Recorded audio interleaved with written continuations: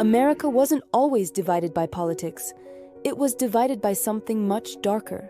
Long before the Civil War, one issue was already tearing the nation apart. It split states, churches, families, and eventually the entire country. Neighbors stopped trusting neighbors. Brothers stopped agreeing with brothers. So how did slavery turn the United States against itself? This is the story of how one issue divided a nation and why it still echoes today. In the early 1800s, the United States looked united on the surface. One flag, one constitution, one young nation trying to prove it belonged on the world stage. But underneath that clean image, two very different Americas were growing, side by side, sharing borders, sharing laws, but no longer sharing the same future. Up north, cities were buzzing, factories were rising, immigrants were pouring in, chasing jobs, chasing freedom, chasing a fresh start. The economy there was built on wages, machines, and movements. You worked, you got paid, you moved up, or at least hoped to. Life wasn't easy, but the idea was simple. Your labor was yours. Down south, it was a whole different story. The land was king, cotton was cash, and slavery was the engine that powered everything. Plantations stretched for miles, worked by enslaved people who had no rights, no pay, and no freedom. For Southern elites, slavery wasn't just a system. It was their way of life. Their wealth, their status, their political power, all depended on it. And over time, defending slavery became personal. Real personal. Here's the thing people forget. Most Americans didn't wake up thinking, we're heading toward a civil war. Not even close. Folks on both sides believed their system was normal, necessary, even moral.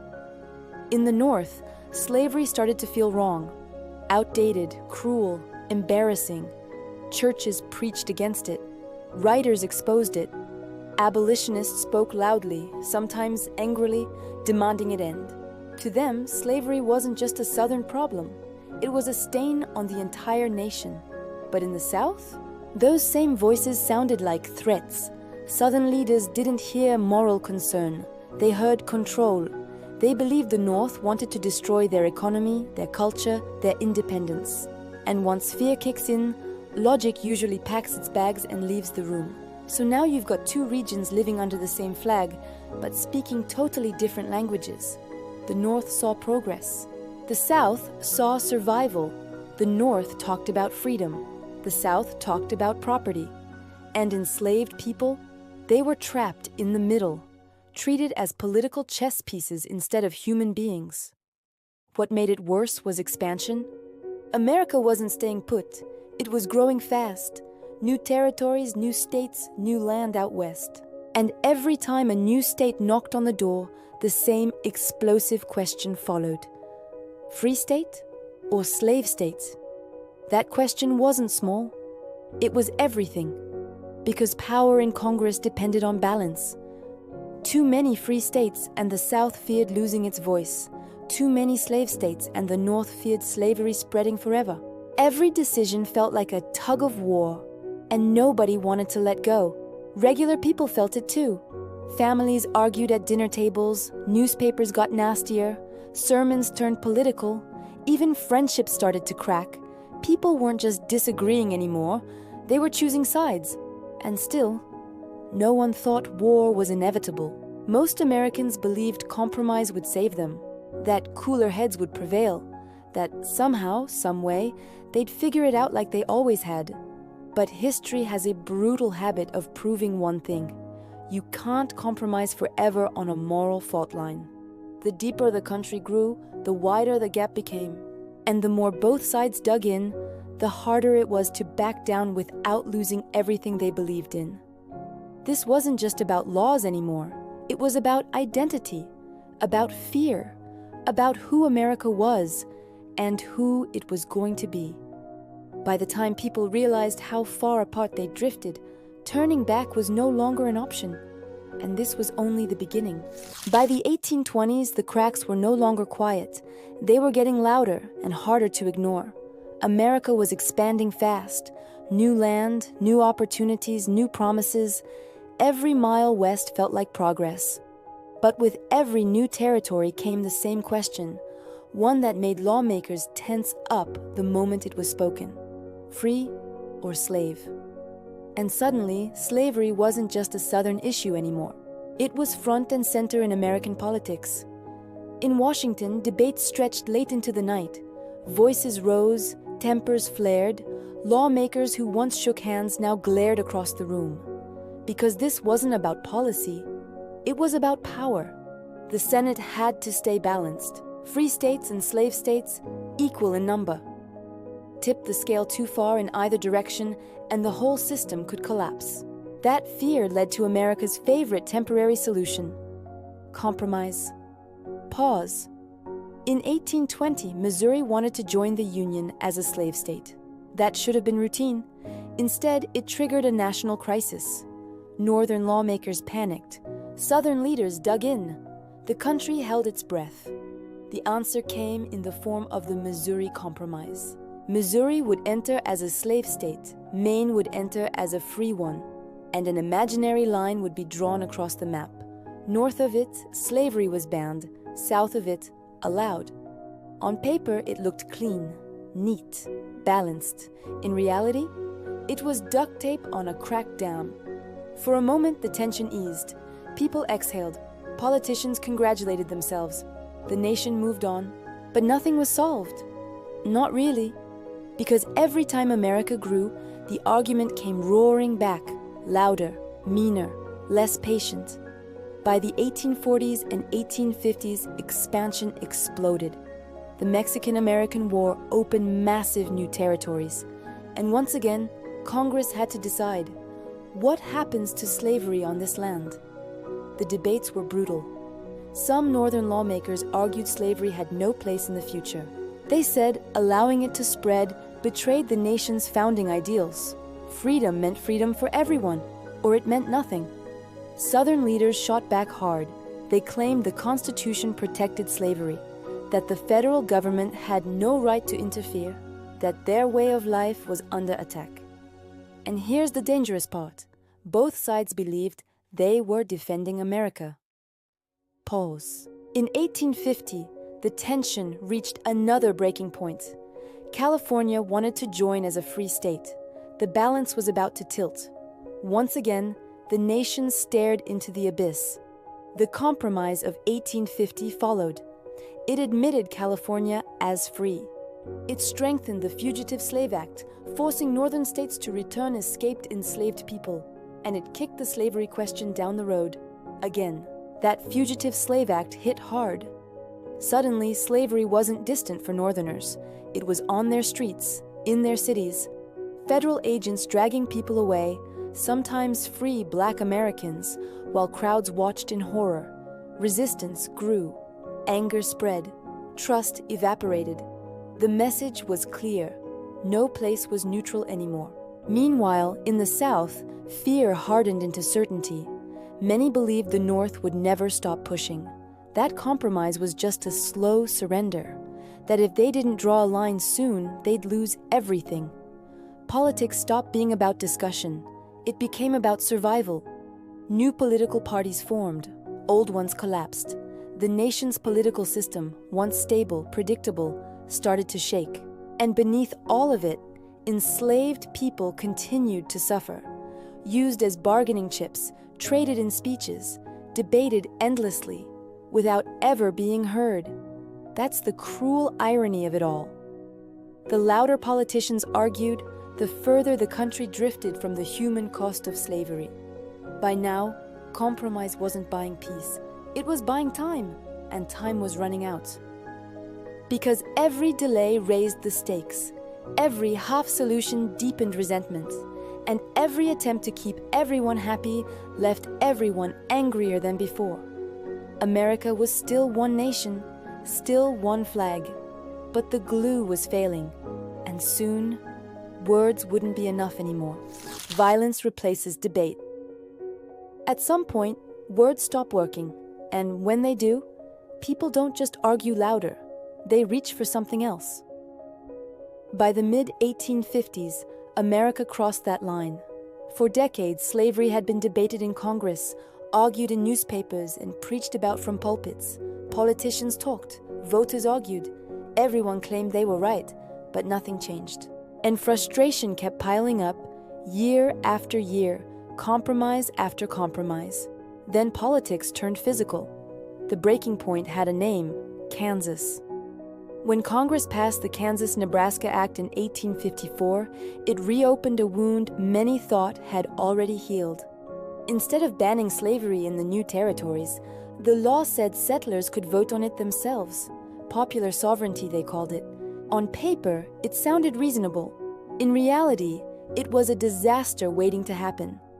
Pro-slavery and anti-slavery groups flooded into Kansas, not to settle peacefully, not to farm or build towns.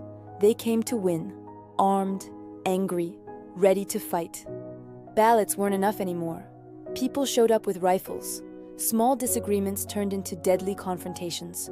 Homes were burned, crops destroyed. Men were dragged from their beds in the middle of the night.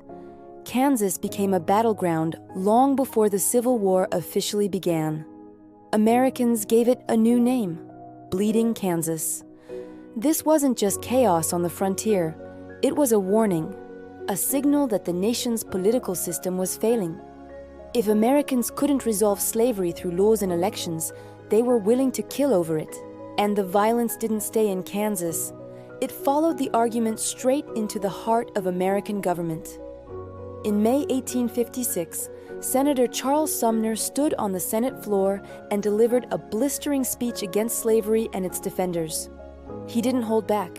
He insulted Southern leaders by name. He mocked them. He humiliated them in front of the nation. 2 days later, as Sumner sat at his desk, Congressman Preston Brooks walked into the Senate chamber and beat him nearly to death with a cane. Again, and again, and again. The attack was so brutal the cane snapped in half. Blood covered the Senate floor. Sumner collapsed. He wouldn't return to his seat for years. In the North, people were stunned. Newspapers called it an assault on democracy itself. To many, it proved the South was willing to use violence to silence opposition. In the South, the reaction was chilling.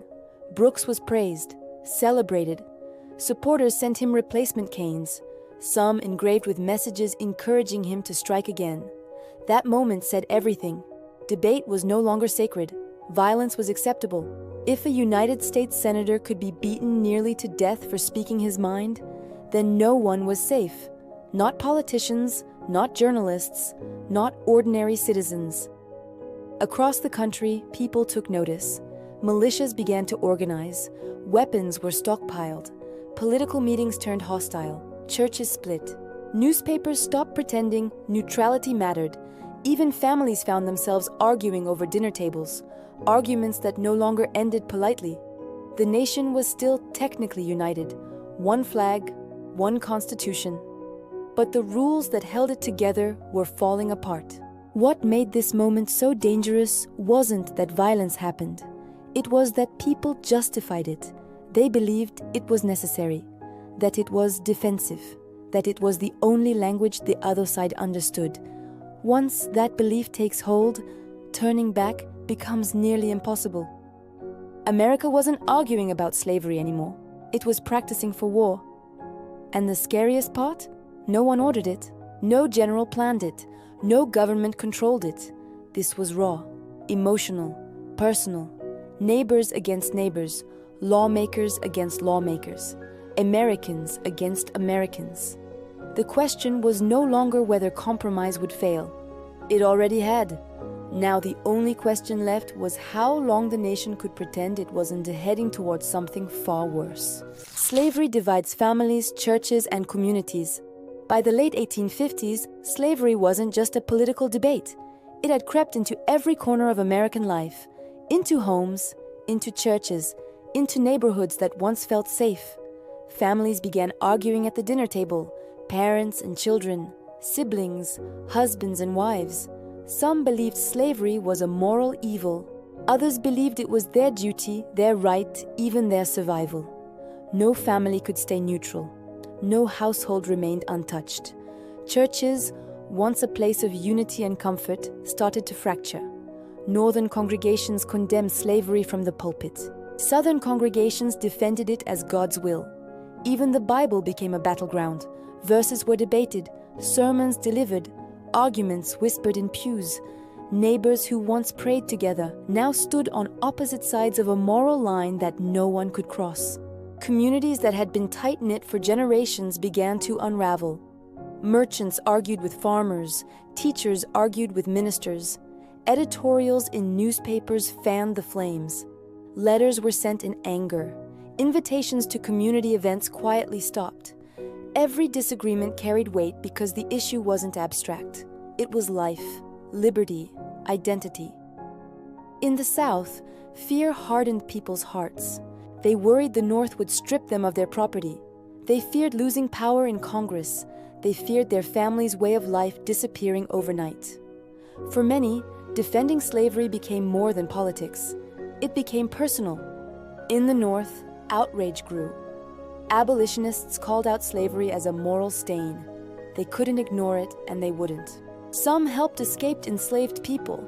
Some published pamphlets. Others shouted in the streets, demanding change.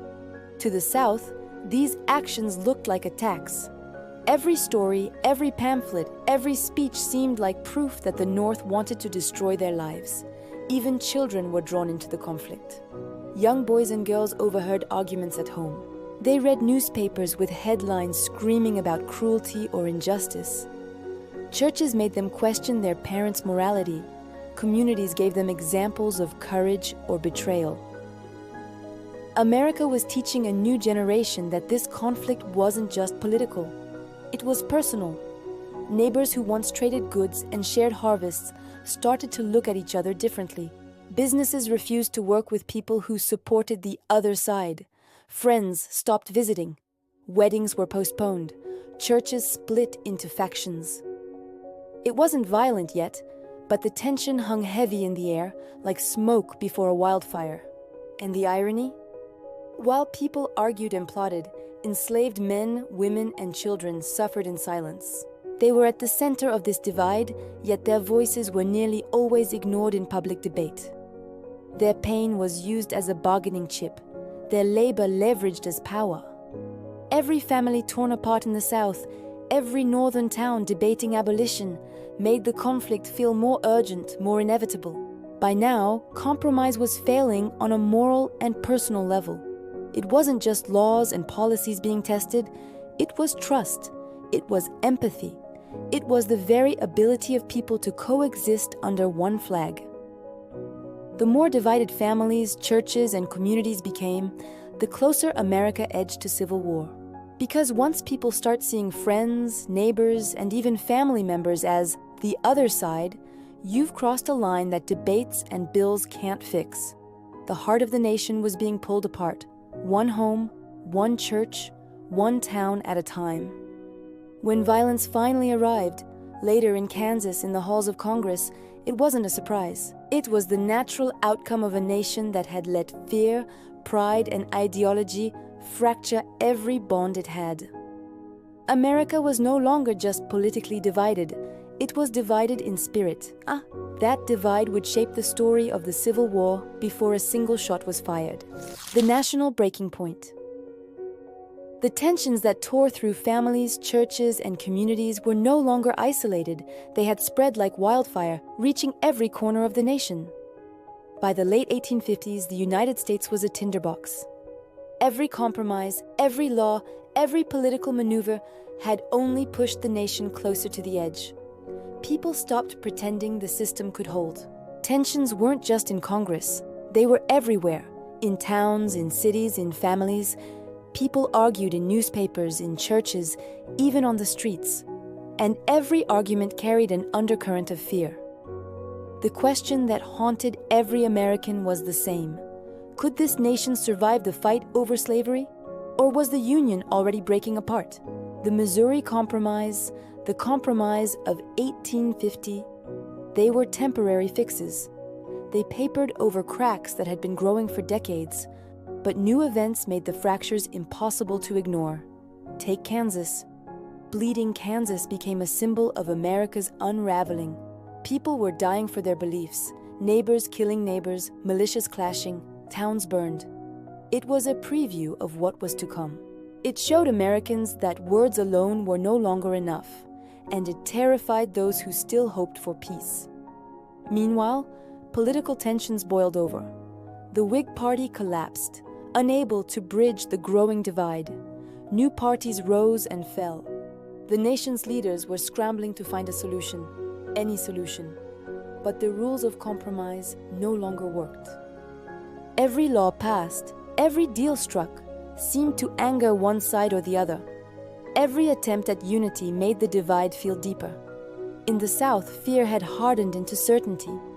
Leaders and citizens alike believed that the North would never stop pushing. That compromise was just a stalling tactic. That if they didn't act soon, their economy, their culture, their families, everything they had built would vanish. In the North, outrage reached a boiling point. Abolitionists were no longer content to argue politely. They helped escaped enslaved people. They attacked the Fugitive Slave Act. They challenged the system wherever they could. To the South, every act of defiance felt like a direct attack. And in many cases, it was. The press amplified the tension. Newspapers in both regions reported events with bias, exaggeration, and emotion. Headlines screamed injustice and betrayal. Stories of violence were magnified. Every reader felt the stakes personally. No one could ignore the growing storm. Then came the 1860 election. Abraham Lincoln, a man the South viewed as a threat to their very existence, rose to prominence. He didn't campaign to abolish slavery where it already existed, but his election symbolized a loss of power to the South. That fear was enough. Enough to convince many Southerners that their only option was to leave the Union. And leave they did. One by one, Southern states announced their secession. The Union, the country that had survived revolution and countless crises, was now tearing itself apart from within. America had reached its national breaking point. The system of compromise was gone. The bonds of trust were gone. Even the idea of neighborly goodwill had vanished in the face of fear and anger. And the most frightening realization? No one wanted this war. Nobody wanted the country to fall apart. Yet, the deeper the divide grew, the less control anyone had over the outcome. The nation was moving toward conflict, slowly, inevitably, and tragically. Every community was affected. Every family forced to choose sides. Every church, every town, every newspaper, every citizen pulled into the gravity of a country on the edge of collapse. It was the moment when America realized that compromise could no longer hold. Words were failing, laws were failing, morality, politics, even faith. Nothing could stop the nation from splitting apart. And as the Southern states prepared to secede and the North braced for resistance, one thing was certain. The Civil War was no longer a possibility. It was imminent. America had reached its breaking point, and history was about to erupt. The outbreak of war. The nation had already crossed a line. Tensions that once simmered quietly in homes and towns had spread, unchecked, to the very heart of the country. Families were divided. Churches had split. Communities were on edge. And now, the arguments in newspapers and halls of Congress were no longer just words. They were warnings. By the winter of 1860, the Southern states were done waiting. Abraham Lincoln had been elected president.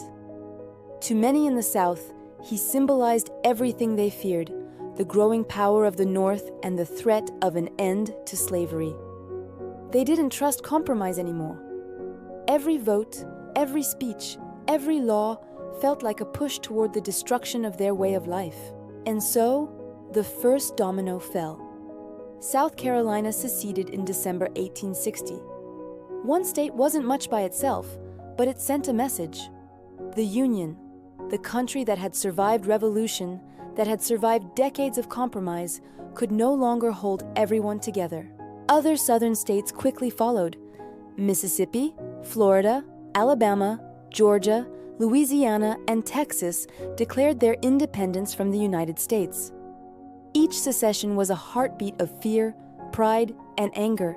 And for people watching from the North, it was like seeing the fabric of the nation unravel before their eyes. In the North, the response was a mix of disbelief and determination. Many believed the country could still be saved if only the South would come back to the table. But negotiation had lost its power. Words were no longer enough. And with each new state leaving, the sense of inevitability grew stronger. Meanwhile, ordinary people began to prepare for the conflict that seemed unavoidable. Militias were forming. Volunteers drilled in fields and city squares. Arms were stockpiled, not for defense against foreign enemies, but against fellow Americans. For the first time, the reality of war was no longer abstract. It was personal.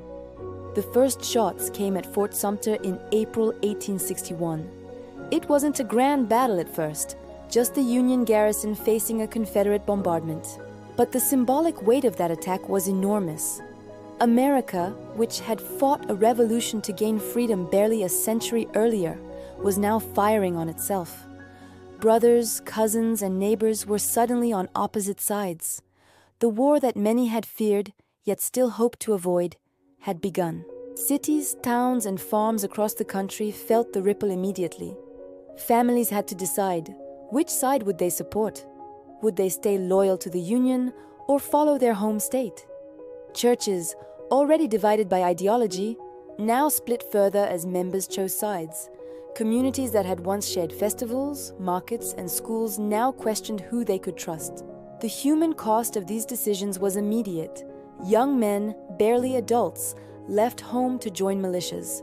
Mothers and fathers waited anxiously, unsure if their sons would return. Children learned the meaning of fear and sacrifice long before their time. And for enslaved people in the South, the war was a dangerous, uncertain promise. The chaos brought new opportunities for escape, but also new risks of brutal punishment. As battles spread across the South, the sense of national identity that had held the United States together for decades began to fracture completely. Flags were raised and torn down. Governments were challenged. Laws were broken. What had once been a debate in Congress became a battlefield across the countryside. And yet, amid all this fear, there were moments of courage, of hope, and of resilience. Ordinary Americans tried to protect families, care for neighbors, and maintain some sense of community. Soldiers on both sides wrote letters home, longing for peace. In small towns and cities, people secretly aided those escaping slavery, quietly defying the war around them. America had entered a new chapter, one written in gunfire and blood, but also in human stories. Every decision, every battle, every sacrifice shaped the nation in ways no one could have predicted. And while the Civil War would last 4 long years, it began with that one undeniable truth: the country could no longer avoid conflict. The arguments, the fear, and the moral divides that had torn families, churches, and communities apart had reached their natural conclusion. Words had failed, compromise had failed, and now only one thing remained: war. Once the war began, there was no turning back. What many Americans believed would be a short, decisive conflict quickly turned into something far darker. The first major battle, at Bull Run in July 1861, shattered the illusion that this war would be quick or clean. Civilians had arrived with picnic baskets, expecting a spectacle. What they witnessed instead was chaos, panic, and bodies on the ground. The message was clear: this war was going to be long, and it was going to be brutal. As news spread, shock gave way to grim determination. Both sides began to mobilize on a scale the nation had never seen. Factories shifted from making tools and clothes to producing rifles, cannons, and ammunition. Railroads carried soldiers instead of passengers. Farms lost sons and fathers as armies swallowed entire generations of young men. The war wasn't happening somewhere far away anymore. It was everywhere. For soldiers, reality hit hard. Camps were overcrowded and unsanitary. Disease killed more men than bullets. Letters home spoke of exhaustion, hunger, and fear. Many soldiers had enlisted with dreams of honor and glory. Those dreams faded quickly under the weight of constant marching, endless drilling, and the knowledge that the next battle could be their last. Meanwhile, families back home lived in constant suspense. Every knock at the door carried dread. Every newspaper listing casualties brought fresh heartbreak. Women took on new roles, running farms, managing businesses, and caring for the wounded. Communities organized aid, raised funds, and prayed together, sometimes for victory, sometimes just for survival. The war also reshaped the lives of enslaved people in profound ways. As Union armies moved south, thousands fled plantations, seeking protection behind Union lines. They came with nothing but hope. Some were turned away, others were put to work as laborers, cooks, and scouts. Slowly, painfully, the meaning of the war began to change. What had started as a fight to preserve the Union was becoming something else, a fight over the future of freedom itself. Battles grew larger and bloodier. Antietam, fought in 1862, became the deadliest single day in American history. Thousands fell within hours. The fields ran red. For many Americans, this battle marked a turning point. The cost of the war could no longer be ignored or explained away. The nation was bleeding, and it knew it. In the South, the strain was relentless. Blockades choked off supplies. Food became scarce. Inflation soared. Families struggled to survive as the war dragged on. Loyalty to the Confederacy remained strong, but the weight of hardship pressed heavily on everyday life. Hope began to mix with desperation. Leadership mattered more than ever. Generals rose and fell based on victories and failures. President Lincoln faced relentless criticism, second-guessing, and political pressure. Every decision carried enormous consequences. Yet he pressed on, convinced that the Union must be preserved at all costs. By the middle years of the war, Americans on both sides were exhausted, but trapped. Too much blood had been spilled to walk away. Too many lives had been lost to turn back. The war had become not just a military struggle, but a test of endurance, belief, and national identity. And still, the fighting continued. The question was no longer whether America would change, but how much it would have to suffer before it did. By the spring of 1865, the war had taken nearly everything. Cities were scarred, farms were burned, families were shattered. The country that had entered the conflict divided and uncertain now stood exhausted, changed forever. When Confederate General Robert E. Lee surrendered to Union General Ulysses S. Grant at Appomattox Courthouse, the guns finally fell silent, but peace did not instantly follow. For many Americans, victory felt complicated, relief mixed with grief. The Union had survived, but at an unimaginable cost. Over 600,000 soldiers were dead. Nearly every family had lost someone. Towns mourned in silence, trying to understand what all that sacrifice had meant. Slavery was officially ended with the 13th Amendment. On paper, freedom had arrived. For millions of formerly enslaved people, this moment carried both joy and uncertainty. Freedom came without land, money, or protection. The promise was real, but fragile. And the question lingered. What would freedom actually look like in a nation still deeply divided? In the South, defeat brought devastation. The economy was destroyed. Infrastructure lay in ruins. Communities struggled to rebuild amid bitterness and loss. Former Confederate soldiers returned home to nothing familiar. The world they had fought to protect was gone, and many did not know how to accept that reality. Then came another shock. Just days after the war effectively ended, President Abraham Lincoln was assassinated. The man who had guided the nation through its darkest hours was gone. Grief swept the country, North and South alike. His death deepened uncertainty at a moment when steady leadership was desperately needed. The war had settled one question clearly. The Union was permanent. No state could simply walk away. America was no longer a loose collection of states. It was one nation, indivisible. But unity on paper did not mean unity in hearts. Old wounds remained open. Resentment, fear, and unresolved hatred lingered beneath the surface. Rebuilding the country would prove harder than winning the war. Formerly enslaved people sought education, family reunification, and dignity. Southern states resisted change. Northern politicians argued over how far justice should go. The battlefield had moved, from open fields to courtrooms, legislatures, and everyday life. Yet even in the aftermath, there was resilience. Americans worked, rebuilt, and pushed forward. Schools opened, churches reunited, families tried to heal.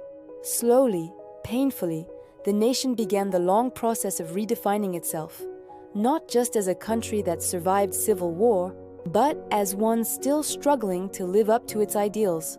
The Civil War did not end America's problems. It exposed them. It forced the nation to confront truths it had avoided for generations. And while freedom was written into law, equality would remain an unfinished promise, one that future generations would continue to fight for. This war changed what America was and what it could become. And the echoes of that struggle are still felt today, because the story didn't end in 1865. It only entered its next chapter. Don't forget to subscribe. See you in the brand new one.